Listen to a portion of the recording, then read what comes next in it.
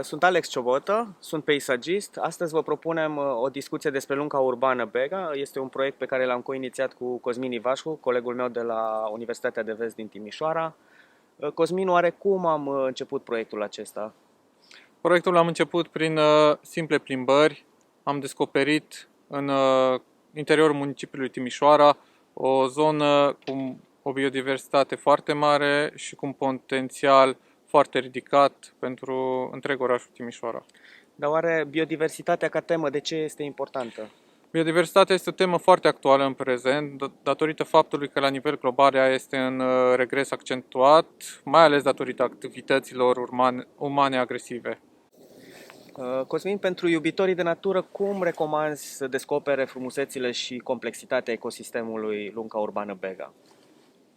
Primul rând, să fie înarmați cu răbdare, să aibă la ei un binoclu sau un aparat foto și pur și simplu să se plimbe și să descopere zona. O să vă facă niște observații asupra păsărilor, să vadă specii de păsări care trăiesc numai în această zonă. Avem specii care cuibăresc aici și pe timpul iernii, avem rațe sălbatice, rața mare, lișițe, găinușă, de balte, de asemenea corcodel mic și mai ales dacă vin primăvară o să vadă și vară o să vadă aici și egrete, o să vadă un stârc.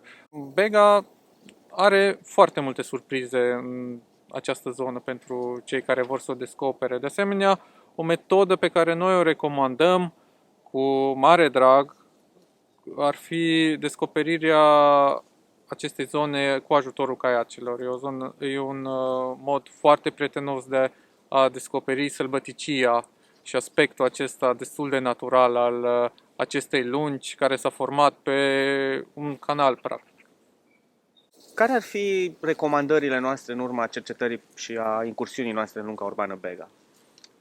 Recomandările în urma experienței pe care am dobândit-o în cadrul acestui proiect ar fi multiple, dar o să le reducem la o singură recomandare care țin de responsabilitate. Responsabilitate față de natura pe care o avem în orașul nostru și față de viețuitoarele care se găsesc în această zonă și în acest ecosistem, dar în același timp lansăm o provocare pentru fiecare iubitor de natură din oraș să descopere această zonă într-o manieră responsabilă.